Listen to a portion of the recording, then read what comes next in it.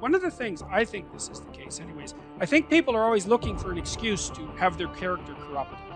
Because if your character is corrupted, then you get to lie, and you get to cheat, and you get to steal, and you get to betray, and you get to act resentfully, and you get to do nothing.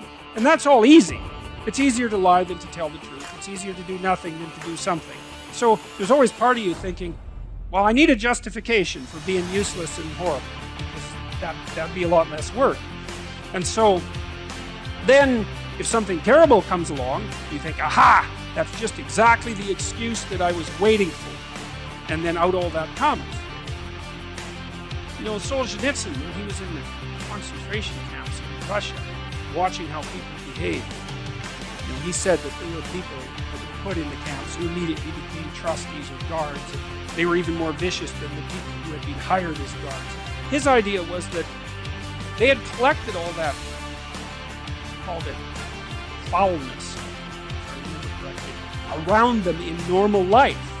But they didn't have the opportunity to express it. But as soon as you gave them the opportunity, it was like, there it was, right away. And so one of the messages that seems to echo through these Old Testament stories is that just because something terrible happens to you doesn't mean that you get to wander off the path and make things worse. And maybe it doesn't matter how terrible it is that what happens to you.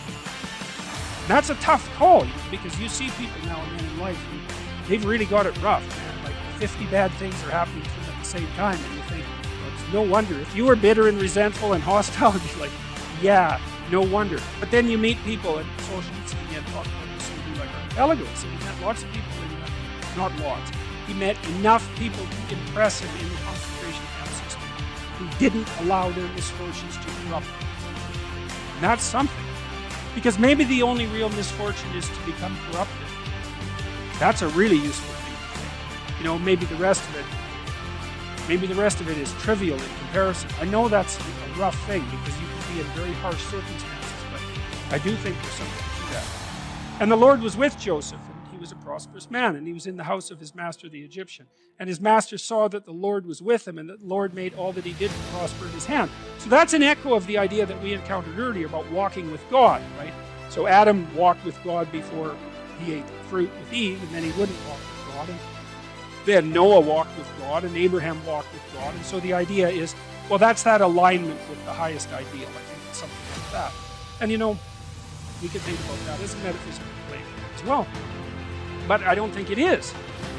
I mean, I've got thousands of letters now in the last year from people who have told me that they were in a pit. That's exactly right. And that they decided that they were going to try to put their lives together. And that it worked. And so that's really something, you know, and they write surprised. It's like, well, I decided that I was going to work hard at what I was doing, and I wasn't going to lie any more than absolutely necessary. Thought I'd give it a try for a few months. You know? And all sorts of good things started to happen to me. It's like, maybe that's how the world works. Now, obviously, it doesn't work like that all the time, right? Because you can get sliced off at the knees. I mean, there's an arbitrary element to existence that you can't wish away.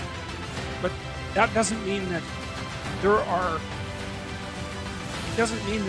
bad strategies and good strategies. And so I do think that one of the most fundamental existential questions is, like, if things aren't going well for you in your life, is, are you absolutely certain that you're doing absolutely everything you can to put things in order?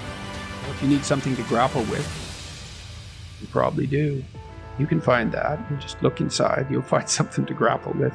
You know, inadequacy, weakness, susceptibility to temptation, narcissism, pride, envy, revenge, resentment, frustration, lack of faith, all of that. That'll keep you occupied if you really grapple with it. And yeah, I mean, that's an ancient theological question. You know, what's up with the devil? Why does the possibility of evil exist? Why is there an eternal adversary? You see that reflected in Cain and Abel, right? At the beginning of the Genesis stories, essentially, the first two human beings are good set against an adversary.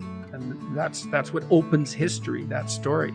You think, well, why would God construct such a why would God construct a reality where an adversary exists? And maybe it's because all things considered, a world with an adversary is a better world, just like a garden with a snake in it is a better garden. These things aren't easy to understand. No snake, no necessity to contend with snakes. So why be awake at all?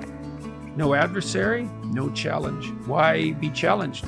Because maybe you're better for the challenge. And maybe that's the challenge, to see if you can be better for the challenge. But that should be internal. Well, fundamentally, if it isn't, you'll find it externally, because you'll demonize someone to turn them into Satan so that you can find an adversary. And then that's very unfortunate for you and for them. That's and the problem. It's just not as big a battle. It's like you battle with someone external who's malevolent, let's say, or you think they are, and usually you've got that mostly wrong, but not always. But if the battle is inside, which is where it's supposed to be, most fundamentally, then it's the ultimate. It is the ultimate challenge. And that's the infinite game. The external one is Battle between good and evil on a playing field of chaos and order. It's the eternal game. And, you can play that out in the external world. But part of what the religious enterprise is about, and the Christians have really contributed to this, is the notion that sacred battle is fundamentally spiritual, which is to say, in some sense, fundamentally psychological. It's to be fought on the battleground of the soul, internally. It's a subjective issue. How do you defeat evil? You defeat the evil in your own heart. That is how you do it. And so if that's all being acted out for you in the world, well, you've misplaced Satan. That's a good way of thinking about it. This is another weakness, I think, of the atheistic position, because it's pretty hard. It's easy in some sense to dispense with belief in the highest good, but it's not so easy to dispense with belief in evil. So that's a big problem. So then where do you localize it? And you can find evidence of it everywhere, certainly in institutions. I mean, that's the whole systemic racism, corrupt patriarchy narrative, is that Satan is to be found at the core of our institutions. And to some degree, that's true, because everything we do is corrupt to some degree. And so then do you fight it sociologically? You're the good person and the institution is Satan? So you're so good, are you? You're so sure of that, are you? Got everything in order, do you? And you might say, well, do you have to have everything in order before you fight evil on the sociological front? And the answer is, well, no, because you're never going to have everything in order, but you still shouldn't put the cart before the horse. It's a spiritual battle. And it's taken people thousands and thousands of years to figure this out. Now, first of all, it was the snake. What's evil? What's malevolent? The predatory reptile. Fair enough, man. I mean, we've been fighting with predatory reptiles for 60 million years as mammals. 60 million years. So it's a good first pass approximation. It's the snake, the poisonous snake, the external enemy, the predator. But what about the predator and other people? Oh yeah,